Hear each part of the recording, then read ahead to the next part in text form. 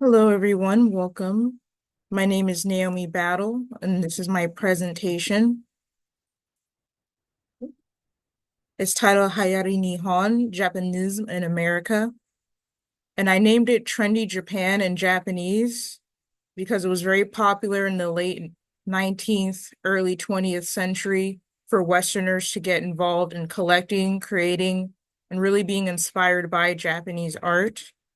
So you can see my name there in Japanese. And this picture in the background is the autumn moon at Ishiyama. It was made by the Japanese artist Utagawa Hiroshige. He was very influential in this time period, both in Japan and in the Western world. And we have some guiding questions. How did Japonism influence American art and culture? What was its relation to Orientalism? And how did the Japan craze in the late 19th to early 20th century relate to modern day? And I have a disclaimer here. This presentation contains discriminatory language and imagery that reflects Victorian-era Western attitudes towards Japanese people. So during this time period, they were pretty discriminatory. Just wanted to add that advisory so we can have a more comprehensive understanding. And this piece here is by the artist Helen Hyde. So she'll be one of the artists that we're looking at. And it's titled A Monarch of Japan. And we'll be looking at this through the anthropological perspective of cultural relativism. And according to the Carnegie Council for Ethics and International Affairs, cultural relativism is the view that ethical and social standards reflect the cultural context from which they are derived. It was first postulated by the anthropologist Franz Boas, and that's him here. And it was a counter to ethnocentrism. So ethnocentrism, that's very Eurocentric. We had race theories, which said that cultural variations were due to race. Phrenology was prominent. So that's when they were determining things like your intelligence by looking at the shape of your skull. A lot of racism in this time period in the sciences. And during the 1920s, Boas, he also fought to prevent the federal government from funding research on race and eugenics. So he's pretty forward thinking for this time period. And for some historical context, here are some of the reigning monarchs. We have Queen Victoria. She reigned from 1837 to 1901. That is why it is called the Victorian period. And in Japan, we had Emperor Meiji, and he reigned from 1868 to 1912. So the Meiji era would coincide with the Victorian era. In Japan, they would go through a process of westernization to industrialize and modernize itself in this time period. But before the Meiji era, we had Sakoku, and that's when Japan underwent a 214-year isolation period to maintain stability and prevent foreign influence. By 1639, a series of measures were enacted, which are commonly called the Sakoku, or closed country policy. Although Japan was never entirely closed, external contacts were severely reduced. All foreign trade and diplomacy had to be conducted at Nagasaki. So that's a quote here from a history of Japan. And we can see a painting here, what they call the Black Ships. In 1853, we have the arrival of Commodore Matthew Perry and his Black Ships. And in 1854, we have the Treaty of Kanagawa. So the reason that this American Commodore went to Japan, the US wanted to use Japan as a sort of route to get to China. So they weren't directly interested in Japan yet. They're using them as an avenue for trade with China. And here's a painting and a picture of Commodore Matthew Perry. So when we have that Treaty of Kanagawa, that's when Japan really opens itself up to the rest of the world after that isolation period. In Japanese, that is coined by the French art critic, Philip Berty in 1872. So Japonism is a French word. The trend would initially take off in Europe, especially in France, and it was an interest in all things Japanese. That includes artwork, architecture, gardening, and clothing. So we have a piece here by Gustav Klimt, and Lady with a Fan. You can see she's wearing a robe very reminiscent of a kimono, and she has a fan here. In 1867, at the Paris Exposition Universal, That's when many Europeans encounter Japanese art for the first time. And we have some examples of cross-cultural exchange in this time period. So we look at the fashion. We have Laura Crabtree. She was an American actress, entertainer, comedian, and philanthropist. And she's wearing a kimono here. She has her hair styled in an updo, and she has a parasol. And we can see to the right here, Marchioness Oyama. She would become Princess Oyama. She was a Japanese socialite and the first Japanese woman to receive a college degree. She would attend Vassar College here in the United States. For architecture, we can see to the left here, former Kaichi school and the Gyofu architectural style. In the Gyofu style, they would blend the Japanese and Western elements in the architecture. And to the right, very famous piece here, Falling Water in the Craftsman architectural style. And why the vogue for Japanese art and Japonism in America at the turn of the century? Most important, because it was new, which is to say exotic. It came to be fashionable. People with money were buying it, setting the trend. By the turn of the century, a trip to Japan, whether a honeymoon, business trip, or just plain adventure, was increasingly common for Americans. And we can see the picture here, Helen Hyde in Tokyo. So because wealthy and famous people were engaging in the trend, they're the trendsetters, everyone else follows suit. And we can see here the Japanese exhibition in Paris. And to the right, we have Tokugawa Akatake. He was the younger half-brother of the shogun, Tokugawa Yoshinobu, and he actually attended the exposition in Paris on behalf of his brother. And the shogun was the leader of Japan at that time period. And with Japonism in Europe, this is a very common sentiment. As long as Japan remained remote, Europeans could safely perpetuate their myths about it and cultivate an idealistic reverence for it. When it threatened to come too close, to encroach on the sacred domain of Western values, a new kind of distancing was adopted to replace the old, a vertical detachment, so to speak, of aloof superiority. And that was a quote by art historian Elisa Yvette. So we can see here, Japan, they want it to remain a sort of fantasy getaway. They don't really want to see Japan for what it actually is, really recognize the people. And the British magazine Punch, they use Japan as a vehicle to satirize British society. So to the left here, we can see the House of Lords and a quote-unquote Japanese art style. And to the right, you have them satirizing the etiquette of the upper and middle classes. So you have this woman, it says she, and do you still squeeze up the lady's feet in your country? And it says he, on the contrary, madam, that is a Chinese custom. We in Japan always allow the ladies' feet to grow quite to their full size. Not that any would ever rival yours, madam, is delighted with his little compliment. So you can see not very flattering imagery of Japanese people here in this artwork. Some very famous artists were involved in the Japanese trend. So you have Claude Monet.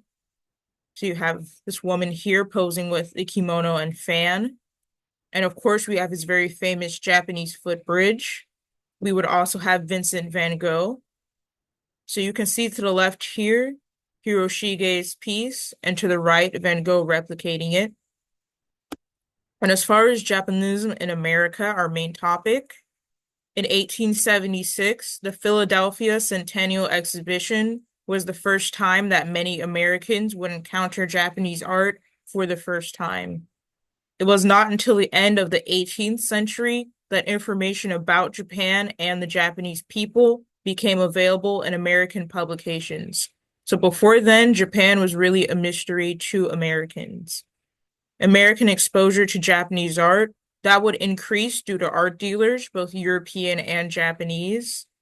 And a very popular type of Japanese artwork is ukiyo-e. That means pictures of the floating world. And that is a type of Japanese woodblock print. What critics found new and inspiring in Japanese art at that time were its grotesqueness, its realism, its close observation of nature, and its medieval and decorative qualities. So a very popular ukiyo-e piece here, Hakusai is the Great Wave off Kanagawa. And we have another piece by him here, The Ghost of Kohara Koheiji. So you can see that's part of the grotesqueness they're talking about there in the artwork. And to the left here, we have the Philadelphia exhibit. And to the right, we have the bronze and lacquer work that were displayed at the exhibit. And as far as curating the Japanese aesthetic, wealthy Americans, they displayed their Japanese art collections in museums and in their homes. Demand for Japanese art rapidly increased in cities like Boston, New York, Chicago, and San Francisco. So those were very popular hubs for this trend. And Isabella Stewart Gardner, she was a prominent Japanese art collector. This is a photograph of her here. In 1903, she opens her own museum in Boston, and that is called the Isabella Stewart Gardner Museum. She even befriended the Japanese art historian and philosopher Okakura Kakuzo. And this is him here. And this is a photograph of the courtyard at her museum. And you can see a couple of Japanese pieces here. So you have some Japanese sliding doors called fusama to the left. And then you have another piece by Hakusai. And if you look at the dates, you'll notice this is before the Meiji era. So they really covered art from what they call old Japan. And the title of this slide here says Edison to Nihon, and that is Japanese for Edison in Japan. Thomas Edison, he did have a connection to Japan, interestingly enough. This here is a phonograph advertisement. And a phonograph is Thomas Edison's invention. You could record sound and music there. So you can see the woman in the advertisement. She's styled in a kimono and she's wearing an updo. And Thomas Edison, he would even have business in Japan, as 5 of his foreign patents were Japanese. Fraser and Company, they were his negotiators in Yokohama for his phonograph and electric light. And here I have an excerpt from a letter that Edison wrote to Fraser and Company. And he says, the difficulties of pioneering a new enterprise in such remote parts of the world and under such peculiar conditions as there exist are, as you can well imagine, much greater than in countries which progress more rapidly. And for this reason, our investment in China and Japan is unusually heavy. So he's talking about the difficulties of really pioneering his businesses in countries so different from his own. And the Edison's estate, Glenmont in New Jersey, was actually decorated with Japanese art until around the 1920s and 30s. That's when the Japanese trend starts to lose popularity. Not many photographs of their Japanese artwork exist due to most of the historic photos at Glenmont being taken after the trend.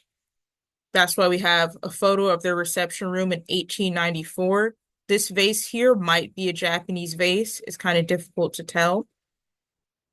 And the Japanese art in their home, it was considered bric-a-brac, and that's another French term. It means miscellaneous objects with not a lot of value. So sort of like knickknacks that you collect on things like vacation. And exoticism's appeal relied upon its invocation of racial ideology, its implication of worldliness and taste, and the suggestion that exotic objects reflected material affluence. So the reason that wealthy people like the Edisons had Japanese artwork in their homes is to show that they're up to date with the trends of the time, to really display their wealth and power. But we do have some record from the National Park Services of what Japanese artwork that they did have. And that includes things like a Japanese coral vase. So that's what a coral vase looks like. An Amari punch bowl. And they had what was described as a carving of ivory geisha girls, 4 of them carrying a crystal ball. So just imagine instead of this dragon here, it's 4 of these girls carrying the crystal ball. And Thomas and Mina Edison, they would even be buried in a Japanese garden at Glenmont. So you can see their graves here and the gate at the Japanese garden. And as far as recreating the Japanese aesthetic, American artists, they were inspired by multiple sources to reproduce the Japanese aesthetic. French and English art dealers and critics, they function as a primary source to Japanese art and culture. So we're getting a lot of this exposure secondhand. And we can see here, Felix Regami, this is a piece of his, and he inspired quite a few American artists. Japanese artists, they also served as a source of inspiration. We had artists like Hakusai and Hiroshige. To the left, we have Will Bradley's Peacock. To the right, you have Hiroshige's. You can see they're very similar. And what was interesting about this trend, a lot of women were involved. And the women that were involved, they were described as independent and liberated. And they were both involved in as far as the consumption and reproduction of Japanese. So it was usually wealthy women. They either married into wealth or were born into wealth. And we can see here Arthur Wesley Dow. So he really engaged with this trend. This is him with his class at Pratt Institute. And you can see that most of his students are women here. And one of our artists, Helen Hyde, she grew up in San Francisco and she studied in Berlin and Paris. She was known for her height and strong personality, and she worked primarily with engraving and watercolor. Mother and child were a common theme in her artwork. So we saw her piece at the beginning of the presentation. Here's another one here with mother and child. And the French artist, Felix Regami, he inspired her passion for Japanese art. So their art styles are very similar. She said that he thrilled me with his descriptions of the loveliness of things Japanese. And as he had been in Japan many times and had lived there for long periods, he knew the topic thoroughly. She visited Japan often. Her first visit would be in 1899 at the age of 31. And this is actually a photograph of her in her studio in Japan. She would have a home there as well. But Helen Hyde, she shared the same prejudice towards Japanese people as many other Americans of her time. She was quoted as saying, "The Japanese people are so lacking in physical beauty themselves that they must compensate for their deficiencies." And that was her explaining the Japanese worship of natural beauty. And there were some criticisms for artists like Hyde, as she approached the creation of her art the traditional Japanese way. When you produced woodblock prints, one person was not working on the entire thing. Each step of the process had a specialist. So they employed specialized Japanese artisans for each step of the printmaking process. She would be criticized alongside other artists by the arts and crafts movement for using Japanese labor to create her art instead of laboring themselves. So we have a quote here from the original color print magazine.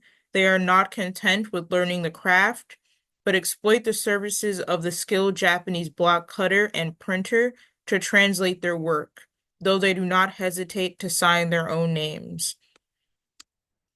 And this method that the arts and crafts movement is talking about, one craftsman, is actually very un-Japanese. As the impersonal division of labor, that is what ensures high quality and mass production of Japanese prints. As artists like Hyde, she did not specialize in the woodblock cutting or printing, so her pieces weren't as high quality as the artisans who have been doing this for several years.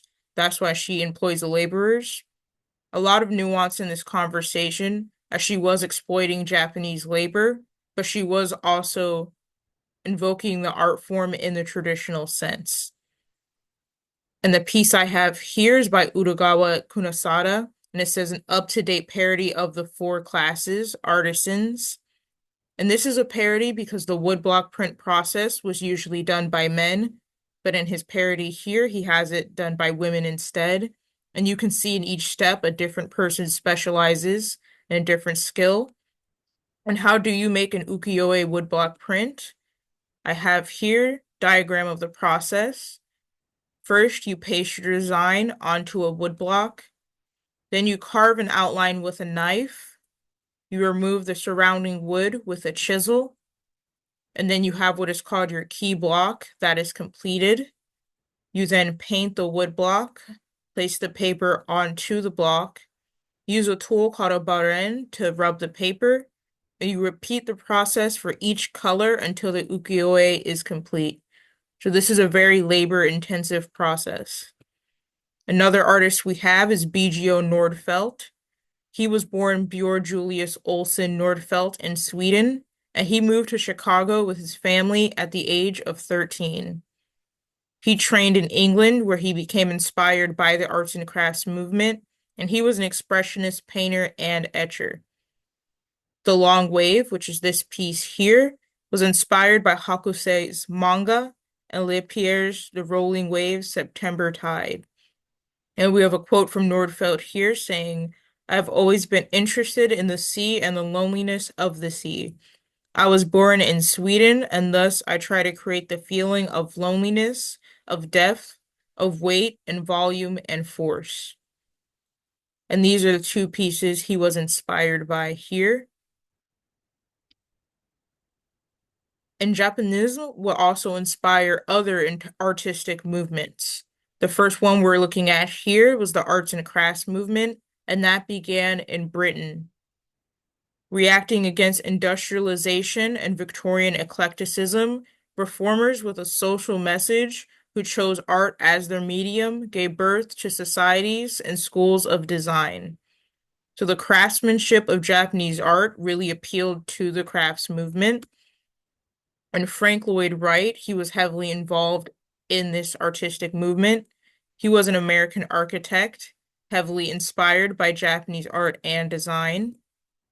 And he was described as the most aggressive publicist of Japanese art in Chicago.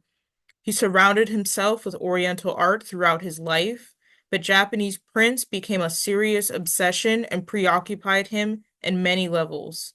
As artist, vendor, writer, and collector, he owned thousands of prints at the time of his death.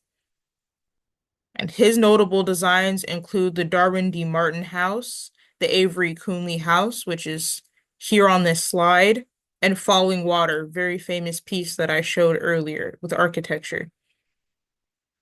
And I'm comparing it here to the Katsura Imperial Villa, so you can see the similarity in architectural styles.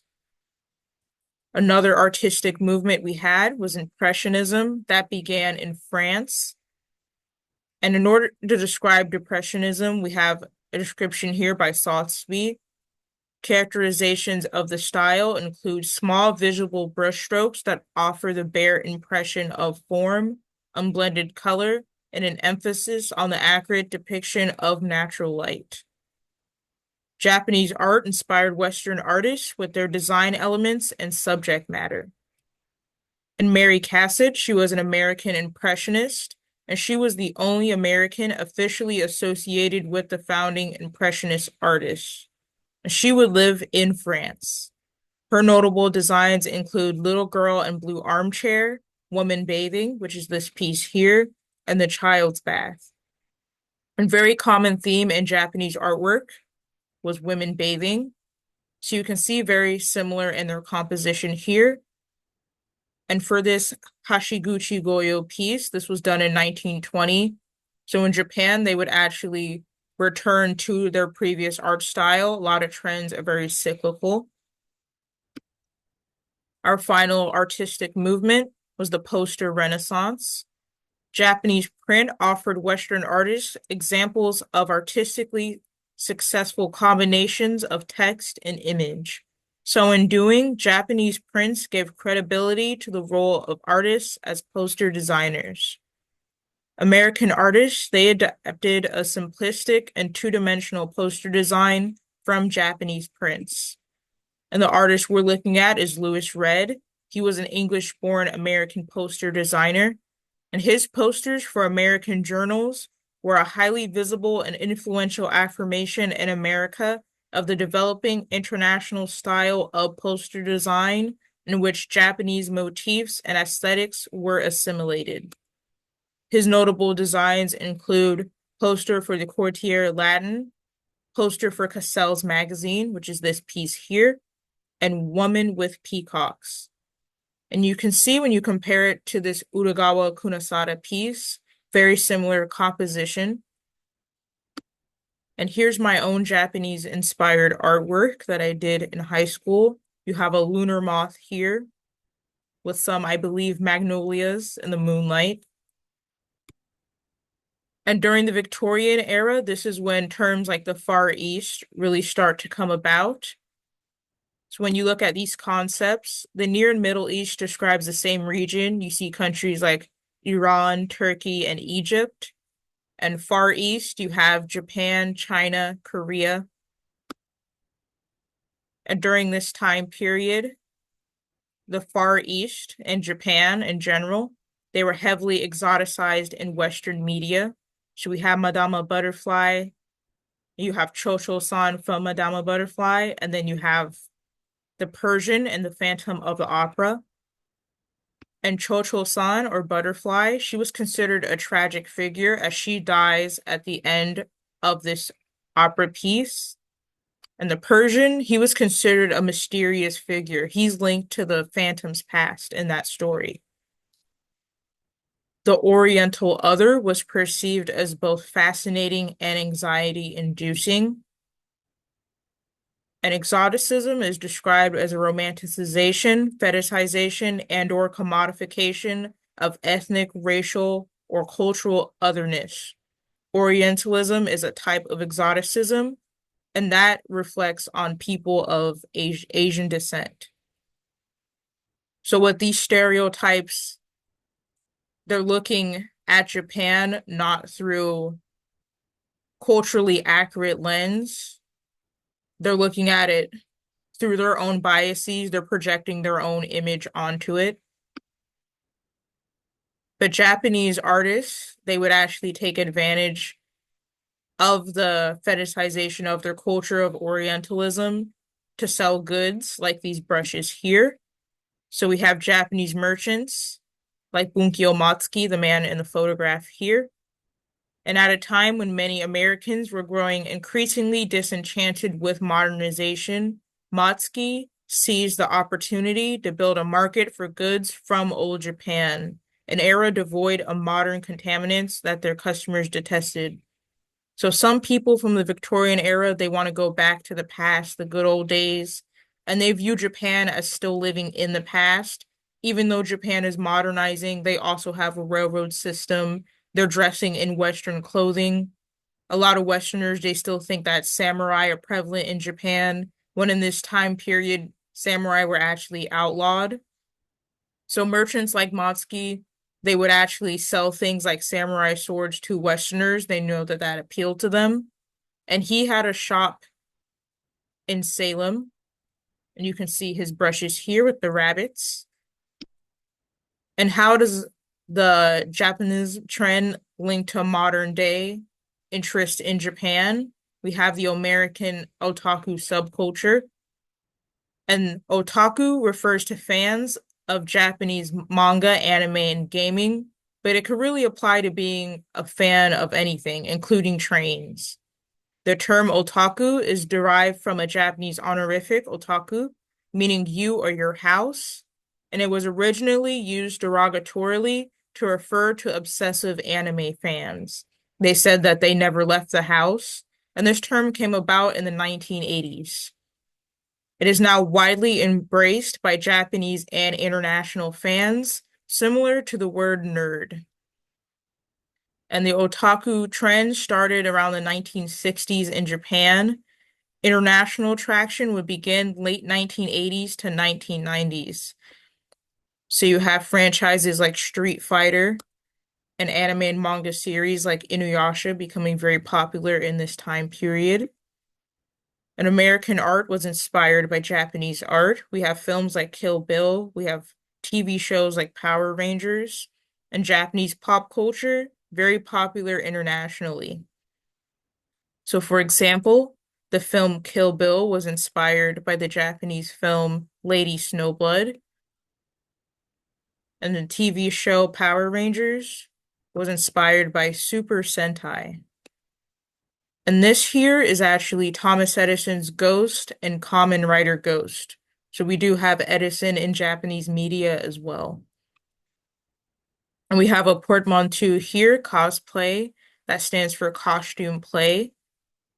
So you have this character here, Satoru Gojo, And you have the American rap artist Megan Thee Stallion. She likes to cosplay the anime characters.